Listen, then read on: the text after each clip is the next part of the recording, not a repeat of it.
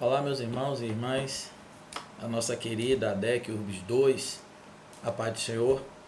Estamos aí gravando esse vídeo para que possamos dar continuidade ao nosso estudo bíblico acerca das 7 cartas direcionadas às igrejas do Apocalipse.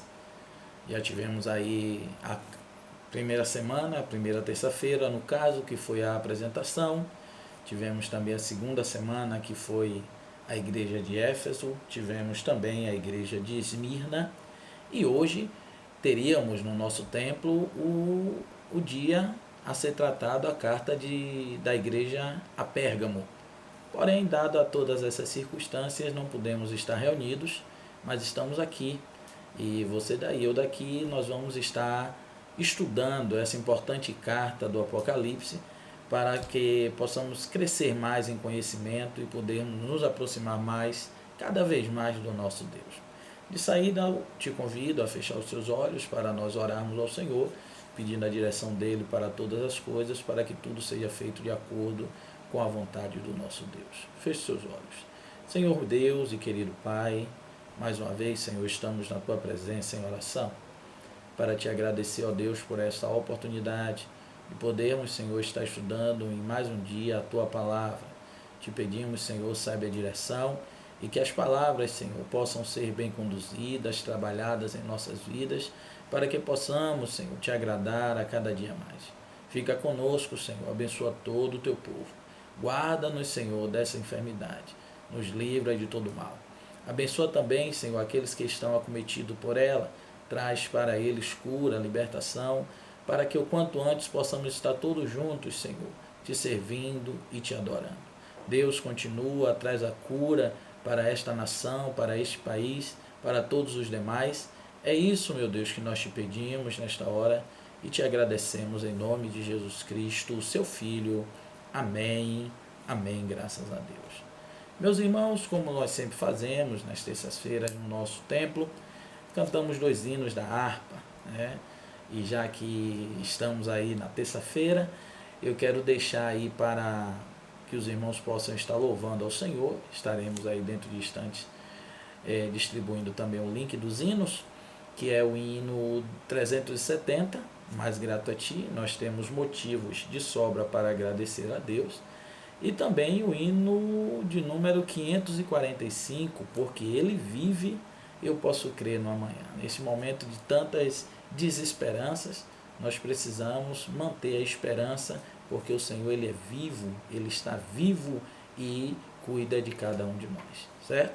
Então vamos lá, vamos à leitura da palavra de Deus. Abra aí a sua Bíblia, tenho certeza que você já está com sua Bíblia em mãos. Abra aí a sua Bíblia em Apocalipse, a carta, né, de Jesus Cristo através do apóstolo João para as 7 igrejas e para todos. E vamos ler aí a terceira carta, a carta à igreja de Pérgamo. Apocalipse capítulo 2, a partir do versículo de número 12. Achou? Abriu? Então vamos à leitura da palavra do Senhor. E ao anjo da igreja que está em Pérgamo, escreve: Isto diz aquele que tem a espada aguda de 2 fios. Eu sei as tuas obras e onde habitas, que é onde está o trono de Satanás. E retens o meu nome, e não negaste a minha fé. Ainda nos dias de Antipas, minha fiel testemunha, o qual foi morto entre vós, onde Satanás habita. Mas umas poucas coisas tenho contra ti, porque tens lá os que seguem a doutrina de Balaão, o qual ensinava Balaque a lançar tropeços diante dos filhos de Israel, para que comessem dos sacrifícios da idolatria e se prostituíssem. Assim tem também os que seguem a doutrina dos nicolaítas, o qual eu aborreço. Arrepende-te, pois, quando não, em breve virei a ti. Contra eles batalharei com a espada da minha boca. Quem tem ouvidos, ouça o que o Espírito diz às igrejas. Ao que vencer, darei eu a comer do maná escondido, e dar-lhe-ei uma pedra branca, e na pedra um novo nome escrito, o qual ninguém conhece, senão aquele que o recebe. Pois bem, essa é a carta que o Senhor Jesus ele escreve para a igreja de Pérgamo, ao anjo da igreja de Pérgamo, que tinha a obrigação de conduzir o povo, tinha a obrigação, tinha o dever de fazer com que as pessoas, com que os irmãos daquela cidade, daquela igreja, eles pudessem seguir a doutrina do Senhor Jesus Cristo, os ensinamentos do Senhor Jesus Cristo, para serem bem-sucedidos em suas vidas. O que é que ocorre? A cidade de Pérgamo era uma cidade muito bem localizada. Para os irmãos terem uma ideia, o nome Pérgamo significa exaltação, aquele lugar era a sede do governo imperial. E lá nessa cidade, na cidade de Pérgamo, quando o Senhor ele faz a referência acerca da onde o trono de Satanás, da dificuldade que os irmãos tinham em congregar, em ser fiéis a Deus naquela cidade, ele demonstra exatamente essa força que o império tinha na época sobre as cidades, o Império Romano, assim dizer. Então a igreja, a cidade, o nome Pérgamo significava exaltação, e lá estava a sede do governo imperial. Diante disso, irmãos, nós precisamos analisar que não era uma coisa fácil. O império naquela época oprimia, o império naquela época ele dizimava, ele matava, ele perseguia e fazia com que as pessoas tivessem dificuldades em servir a Deus. Pérgamo não era um lugar fácil. Pérgamo era um lugar muito difícil para servir a Deus, para glorificar, para exaltar o nome do Senhor. Porém, foi ali, naquele lugar de dificuldade, naquele lugar de conflitos, que Deus resolveu estabelecer uma igreja. E ali estabeleceu e direciona essa carta para ele. Então vamos lá. Ele direciona a carta ao anjo da igreja. E como o Senhor ele se apresenta? Como ele se apresenta à igreja de Pérgamo? Ele se apresenta à igreja de Pérgamo como aquele que tem a espada, né? A espada aguda de 2 gumes. Então, o que é que acontece? Direcionada a carta à igreja, se apresentando como a espada de 2 gumes. Mas por quê? Porque o Senhor Jesus ele se apresenta como aquele que tem a espada de 2 gumes. Segundo a história bíblica, né, ali naquele lugar, no império ali, Roma e César, por que não dizer, ele tinha o poder maior ali naquela localidade. E na cultura romana, a espada ela tinha símbolo de autoridade, tinha símbolo de poder. E César, que era o imperador, o César no caso, ele tinha essa espada que ele determinava, ele dava o final, ele dizia o que podia e o que não podia ser resolvido. Então o Senhor Jesus, para mostrar à igreja que ele tem mais poder do que César, do que o Império Romano, que eles não deveriam se preocupar nem temer a isso, ele se apresenta como aquele que tem a espada de 2 fios, a autoridade sobre a vida e também sobre a morte, uma espada desembainhada que tem o poder de destruir todo e qualquer inimigo. Então, o Senhor Jesus ele se apresenta à igreja de Pérgamo, para que eles possam ter a convicção de que aqueles que eles estavam servindo, o Senhor Jesus, aquele que estava falando com eles, é mais poderoso do que César, é mais poderoso do que o império daquela época que poderia de alguma forma impedi-los de estar servindo a Deus. Então, o Senhor ele se apresenta como aquele que tem a espada aguda de 2 fios, como ele se apresenta no versículo de número 12 da carta à igreja de Pérgamo, certo? Então daí ele vivia dessa forma. E o Senhor ele deixa bem claro que ele é poderoso, que ele é superior a todas as outras coisas. No versículo de número 13, o Senhor ele já começa a dizer da seguinte forma: eu sei as tuas obras e onde habitas, que é onde está o trono de Satanás. e retens o meu nome, e não negaste a minha fé. Ainda nos dias de Antipas, minha fiel testemunha, a qual foi morto entre vós, aonde Satanás habita. Nesse versículo de número 13, o Senhor agora ele vai demonstrar um certo contentamento, porque ele vai começar a falar das virtudes da igreja de Pérgamo. Então ele fala sobre o encorajamento, ele fala da dedicação, parabeniza eles por haverem retido, olha, guardaram o meu nome, não negaram a fé, permaneceram fortes diante das dificuldades, se recusavam a adorar César. Para os irmãos terem uma ideia, existia na cidade de Pérgamo uma montanha de quase 1000 metros de altura, e né, ao longo dessa montanha havia vários templos, havia vários, podemos assim dizer, templos mesmo, vários templos de vários deuses, e entre eles também tinha um templo para adoração ao imperador, ao imperador. Nas outras cidades havia essa adoração apenas em tempos, mas na cidade de Pérgamo tinha que sempre ter essa adoração. Então eles procuravam de todas as maneiras não fazer com que isso viesse a continuar acontecendo ali naquele lugar ali em Pérgamo. Então, diante disso, o Senhor ele chega para eles e fala: olha, estou contente, estou feliz, vejo que vocês retêm a fé, guardam o meu nome, não deixa se levar pelas adorações que aí existem, mas que permanecem na fé. E aí ele faz um destaquezinho aí. Ele diz que aonde eles estão, aonde eles vivem, é o lugar onde está o trono de Satanás. Isso é interessante porque nessa montanha onde existia vários templos, existia também um templo grande, uma estátua, podemos assim dizer, em forma de trono, aonde sentava-se Zeus, Zeus, deus grego, que ele estava ali sentado. Todos fizeram imaginando que Zeus sentaria ali. Então, a maioria dos pensadores, historiadores, aqueles que estudam, os estudiosos, eles dizem que é fazendo referência a esse trono que o Senhor Jesus ele fala que é onde o trono aonde Satanás habita.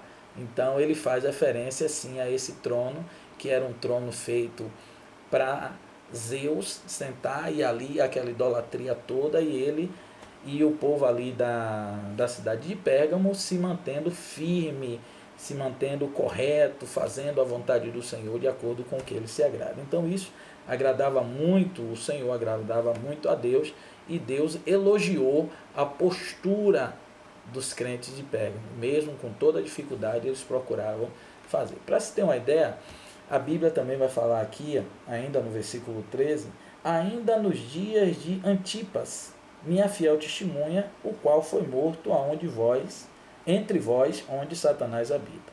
Segundo estudos, esse Antipas, ele era o pastor da igreja, ele era o principal daquela igreja e levava todos a fazer também a vontade do Senhor.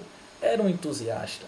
Mesmo com as dificuldades, mesmo com os problemas, ele sempre chegava para os irmãos e dizia: não, nós temos é que servir a Deus, nós temos é que nos manter fiéis a Deus, servindo ao Deus verdadeiro, não a esses deuses que aí estão. E por conta disso, ele foi perseguido, foi preso e foi morto perto ou diante dos irmãos, diante de todos, para servir de exemplo. Mas enquanto uns choravam, Deus estava também alegre. Por quê? O que é que Deus chama? Deus fala que Antipas, para ele, era uma fiel testemunha, uma pessoa que procurou testemunhar, procurou fazer a vontade do Senhor, procurou ser correto, mesmo em um mundo de dificuldades. Muitas das vezes na nossa vida é assim: quanto mais queremos andar correto, e é o certo, devemos andar de forma correta, aí vem as perseguições, vem as conversas, vem os levantes, vem as perseguições. Mas nós precisamos nos manter fiéis ao Senhor para também termos esse nome de fiel testemunha do Senhor, certo? Aí ele vem agora para o versículo de número 14. No versículo de número 14, ele já vai falar das exortações. Ele vai falar das exortações à igreja de Pérgamo. Tivemos aí a apresentação, como ele se apresenta, porque ele se apresenta as virtudes da igreja também, mas não existe igreja perfeita, não somos perfeitos. A perfeição só vai chegar mesmo lá no céu. Então, o Senhor, no versículo 14, ele diz, olha, umas poucas coisas eu tenho contra ti, porque tens lá os que seguem a doutrina de Balaão, o qual ensinava a Balaque a lançar tropeços diante dos filhos de Israel, para que comessem, né, dos sacrifícios da idolatria e se prostituíssem. Assim tens também os que seguem a doutrina dos nicolaítas, o qual eu aborreço. Então o Senhor ele faz duas observações para a igreja de Pérgamo. Primeiro, ele diz que existe uma doutrina de Balaão. Existe um ensinamento de Balaão. Existe também uma doutrina dos nicolaítas. Vejam a diferença da igreja de Éfeso. Na igreja de Éfeso, os nicolaítas eles tinham obras, eles praticavam coisas. Mas já na igreja de Pérgamo, ele tem uma doutrina, já está estabelecido, já está instalado dentro da igreja. E isso trazia muitos problemas. Mas vamos tratar primeiro de Balaão. Quem foi Balaão? Balaão foi um profeta, né, que ao invés de servir a Deus, ao Deus de verdade, ele servia ao dinheiro.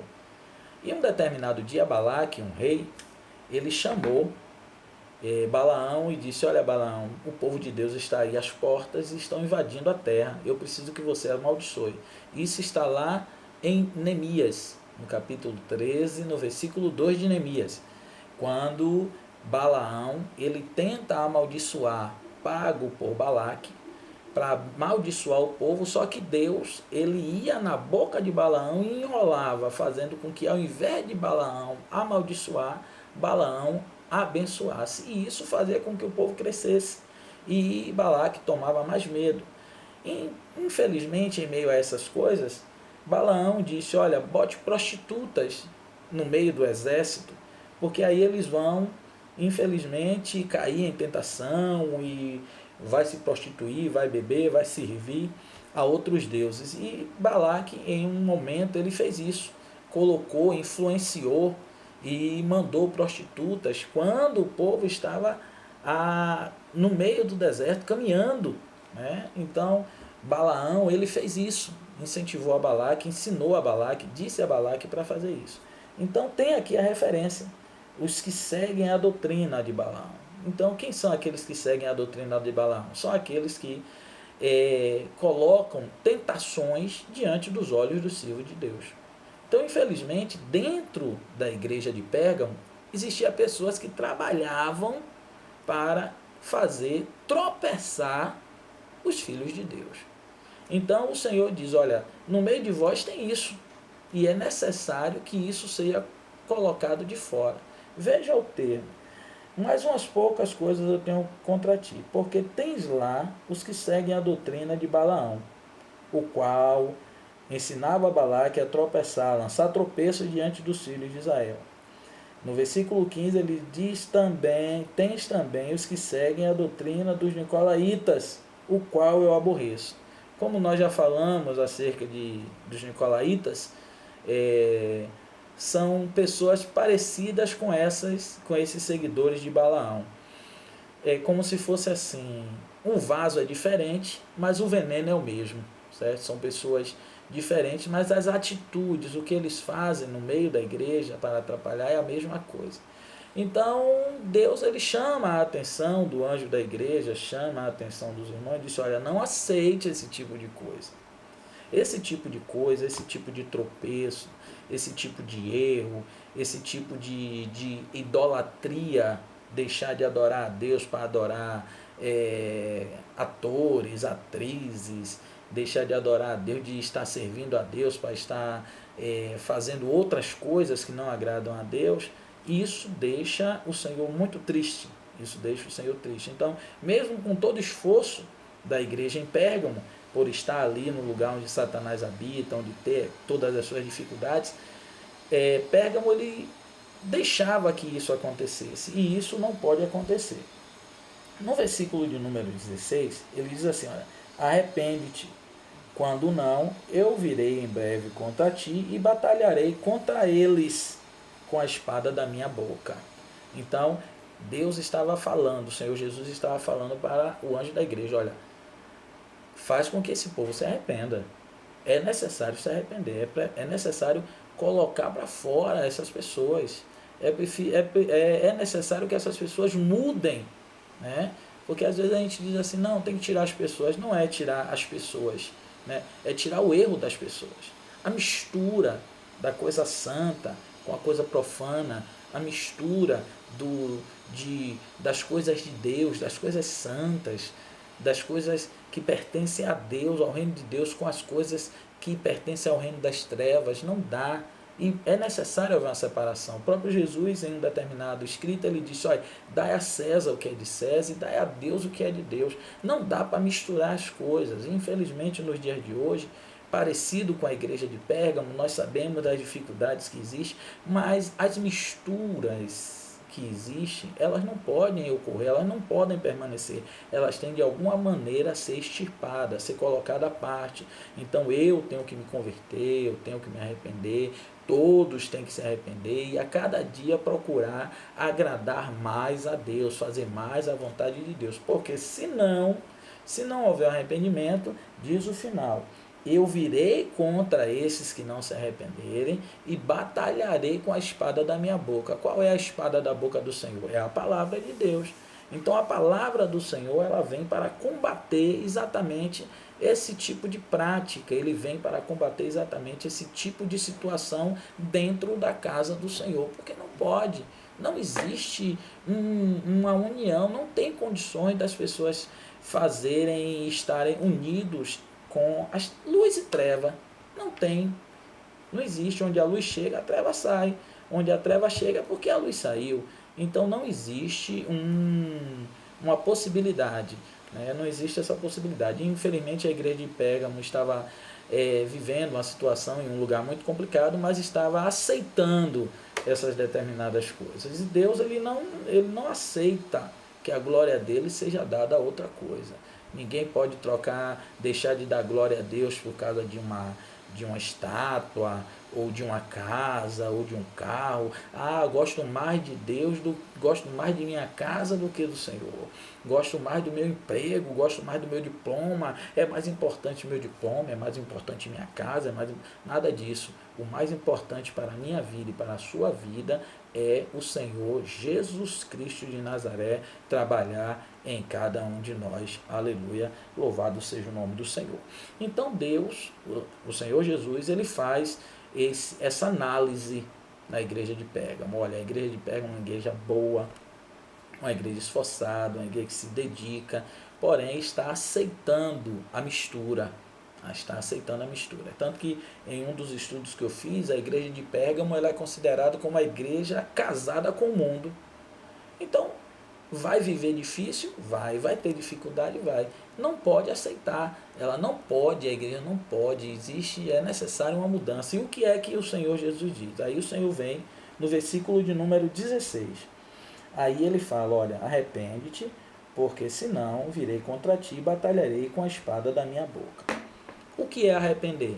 Arrepender é voltar. É 360 graus. 180 graus. Você está indo aqui na frente, você se arrepende e volta. Certo? Então isso é arrependimento. Arrependimento exige mudança. Arrependimento é uma cirurgia. Cirurgia no coração, uma cirurgia cardíaca.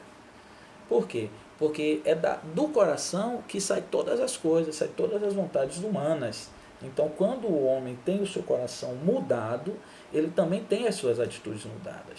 E o Senhor Jesus falou sobre isso. Arrependa-se, mude de direção, não aceite essas coisas, seja uma pessoa diferente, sirva a Deus com sinceridade, sirva a Deus com verdade.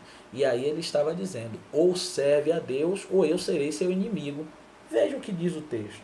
Eu virei contra ti e batalharei contra ti com a espada da minha boca. Imagine ter Deus como seu inimigo. Imagine ter Deus como seu adversário, aquele que vem batalhar contra ti, batalhar contra mim, batalhar contra você, batalhar contra nós. É algo muito complicado. Ter adversários terrenos já é difícil, imagine ter um adversário divino, ter o nosso Deus como nosso adversário. Então isso não pode acontecer. Precisamos sim aceitar a Jesus, nos arrepender das nossas práticas errôneas e procurar fazer aquilo que é a vontade de Deus. A igreja de Pérgamo tinha suas virtudes, mas também precisava melhorar. O que ele quer dizer com isso? Nós temos virtudes, temos sim muitas virtudes, mas também temos coisas que precisamos melhorar a cada dia da nossa vida. E não adianta dizer, não, já cheguei à estatura de varão perfeito, não. Isso aí só vai acontecer lá na glória, lá no céu. Enquanto estivermos aqui, teremos sempre alguma possibilidade de melhorar, buscar assim melhorar para agradar mais ao nosso Deus, certo? Vamos lá. O versículo de número 17 já diz assim: quem tem ouvidos, ouça o que o Espírito diz às igrejas. Ao que vencer, darei eu a comer do maná escondido, dar-lhe-ei uma pedra branca, e na pedra um novo nome escrito, o qual ninguém conhece, senão o que recebe. Certo? Então, vamos lá. Mais uma vez o Senhor diz aí, quem tem ouvidos, ouça. Você está ouvindo? Então ouça, acredite, Deus está falando com você. Então, o que é que ele precisava? A igreja de Pérgamo ouviu. Então ela tinha que se arrepender, tinha que banir a idolatria e a imoralidade de perto dela, e tinha que refazer o compromisso com Deus, desfazendo o compromisso com o pecado. Então, primeiro, se arrepender. Segundo, banir a imoralidade e a idolatria do meio dela. E terceiro, refazer o compromisso com Deus, se desfazendo do pecado. Se a igreja de Pérgamo fizesse isso, ele disse que daria a ele, teve uma promessa para ele. Aí ele diz o seguinte: vou lhe dar três coisas. Qual a primeira coisa? Primeira coisa, a comer do maná escondido. Maná. O que é o maná? Se nós voltarmos atrás, nós vamos lembrar que maná é o pão que alimentava os filhos de Deus. Da onde vinha o maná? O maná vinha do céu. Até o momento que Balaque pagou a Balaão para amaldiçoar, o povo estava sendo alimentado com maná. Todo dia de manhã, podia ir de manhã, porque o maná estava lá espalhado em toda a planície. Pegava o maná, alimentava todo mundo, alimentava as famílias, ficavam fortes. No outro dia, Deus dava mais maná. Então, passado todo esse período, o Senhor Jesus ele volta a falar: olha, eu vou dar para aquele que se arrepender o maná escondido. Um maná melhor, um maná que vem para suprir todas as suas necessidades, um maná que vem para te ajudar na sua caminhada, o maná, o pão vivo, porque Jesus Cristo, ele é o pão vivo que desceu do céu. Então o maná era nada mais, nada menos que um pão que descia do céu. Jesus é o pão vivo que desceu do céu. A promessa de Deus é trazer de volta o maná escondido para alimentar aqueles que se arrependerem, aqueles que procurarem fazer a vontade de Deus. Essa é a primeira promessa. Vou dar do maná escondido. Segundo, a pedra branca. A pedra branca diz o seguinte: naquela época, as pessoas eram julgadas, ouviam, e tudo era muito ao acaso. Os juízes da época, eles pegavam duas pedras, uma branca e uma preta, e colocavam dentro de um vaso. Depois de ouvir tudo, aquela coisa, eles sacudiam e entendiam que a pedra que saísse era a pedra de absolvição ou pedra de condenação. E a pessoa tinha que receber aquela condenação, aquela absolvição, e acabou. Então, quando os juízes julgavam, ouviam tudo, sacudia e tal, e puxava a pedra, se viesse a pedra preta, aquela pessoa estava condenada. Se viesse a pedra branca, aquela pessoa estava absolvida. Amém, absolvida, estava livre de todo e qualquer queixa sobre ele. Então Jesus, ele fala para a igreja de Pérgamo: olha, quem se arrepender eu vou dar uma pedra, mas não é uma pedra preta. Eu não vou colocar, não vou te condenar, eu vou te absolver, eu vou limpar o seu nome, eu vou limpar as suas vestes, eu vou lhe preparar para um encontro comigo nos ares. Então aquele que vencer, vai receber uma pedra branca, estará liberto, estará livre, estará limpo de toda e qualquer condenação, de todo e qualquer juízo, certo? Então, primeiro, maná escondido, segundo, pedra branca, e o terceiro, novo nome. Um novo nome. O que é? Para que serve um novo nome? Novo nome, geralmente, aqueles que vencem, aqueles que perdem, as pessoas estão sempre recebendo um novo nome, apelidos e tal. Mas o que foi que Jesus queria dizer quando ele falou que daria um novo nome? Esse novo nome representa intimidade. Veja o que diz aqui, ó. Ninguém sabe a não ser aquele que o recebe. Então, esse novo nome que Deus está dando é um novo nome de o que Cristo significa para mim. O que Jesus Cristo ele me deu. O que Jesus Cristo ele fez por mim. Então esse novo nome não é todo mundo que vai saber, não é só você. É intimidade, é comunhão, é harmonia com o Senhor Jesus. Então esse novo nome significa um relacionamento íntimo com Deus. Então temos aí 3 promessas para aqueles que se arrependem, para aqueles que fazem a vontade de Deus, para aqueles que aceitam ser mudados pelo Senhor. Maná escondido, no caso da igreja de Pérgamo. Para todas as igrejas ele tem promessas, mas para a igreja de Pérgamo a promessa é maná escondido, pedra branca e um novo nome. Então, como eu tenho dito outras vezes, todos nós nos identificamos em alguma forma com essas igrejas. Se a igreja de Pérgamo, ele em algum momento se identificou com a minha vida, eu preciso mudar a minha vida. Eu preciso ouvir os conselhos do Senhor. Eu preciso ter uma retomada na minha vida. Eu preciso me arrepender, eu preciso refazer o compromisso com Deus. Eu preciso banir idolatria, imoralidade da minha vida, para que eu possa ter direito às promessas do Senhor. Mesmo que aonde você esteja seja um lugar difícil, um lugar complicado, um lugar de tentações, mas você precisa se manter firme, você precisa estar firme, fazendo a vontade de Deus. Para quê? Para que Ele te dê do maná escondido, para que Ele te dê uma pedra branca, e nessa pedra haverá um novo nome, que é o nome da comunhão que você terá eternamente com o Senhor.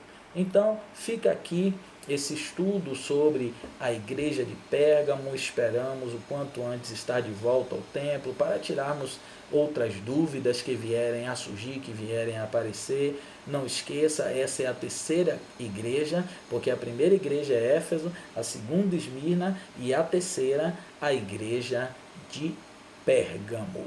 E, se Deus assim permitir, na próxima semana estaremos estudando a igreja de Tiatira, a carta à igreja de Tiatira, que é uma outra carta, que é uma outra igreja, a qual também nós precisamos aprender. Até porque, da mesma forma como Daniel, primeiro Deus prepara o seu povo para depois revelar as coisas. O livro do Apocalipse tem várias revelações, mas antes dele revelar as coisas aos seus filhos, ele procurou falar com a igreja, ele procurou ajustar os irmãos para que todos pudessem estar preparados para receber as revelações da parte do Senhor. Por isso, meu amado irmão, que Deus continue te abençoando, que a graça e a paz do nosso Senhor Jesus Cristo estejam em seu coração, que o amor de Deus, o nosso Pai, esteja sempre com você, e que o Espírito Santo, a graça salvadora, o poder do Espírito Santo, as consolações do Espírito Santo, possa estar com a sua vida e com a sua família, em nome de Jesus. Deus abençoe a todos e fica na paz, e que a palavra do Senhor continue falando melhor e mais forte aos vossos corações. Deus abençoe a todos, em nome de Jesus.